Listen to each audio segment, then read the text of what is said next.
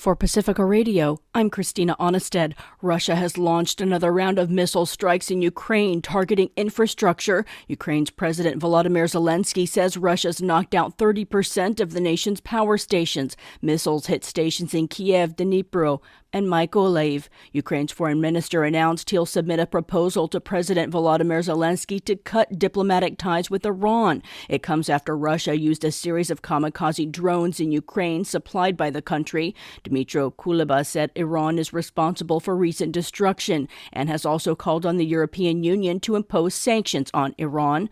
Ukraine's Ministry of Defense, meanwhile, says the bodies of 5 children have been exhumed in the city of Lyman, ranging from ages 1 to 14. Russian forces occupied the city until recently. At least 425 children have been killed by Russia since the start of the war, according to the agency.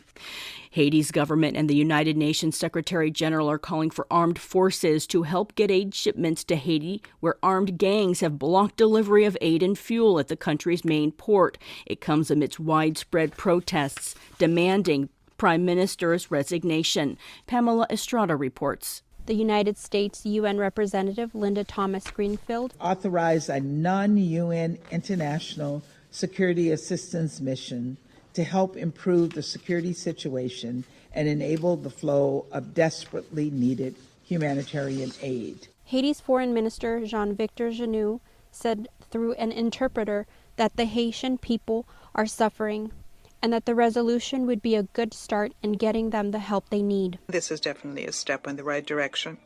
I also welcome the measures planned by the American and Mexican administrations against chiefs of gangs and those who fund them. Haitian officials say the country has been brought to a standstill more than a month after one of the country's most powerful gangs surrounded the fuel terminal in the capital, Port-au-Prince. Officials said the blockade has prevented the distribution of more than 10 million gallons of gasoline and fuel and more than 800,000 gallons of kerosene stored on site.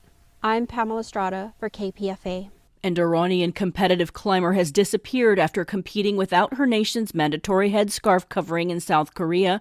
Farsi-language media outside of Iran have warned she may have been forced to leave early and could face arrest back home. The decision by climber Elnaz Rakabi comes as protests sparked by the September death of a 22-year-old woman for not wearing her headscarf while in the custody of the country's morality police have entered a 5th week. Amnesty International is calling for the United Nations Security Council to hold hearings and take action against Iran after its mass crackdown on protesters. Thousands have been arrested, more than 200 killed, including 23 children, according to the United Nations. Australia's reversed a previous government's recognition of West Jerusalem as Israel's capital. Foreign Minister Penny Wong said the center-left Labour Party government agreed to again recognize Tel Aviv as Israel's capital. Wong said the cabinet also reaffirmed Jerusalem's status must be resolved in peace negotiations between Israel and the Palestinians. Eastern Jerusalem is largely seen as the capital of a future Palestine.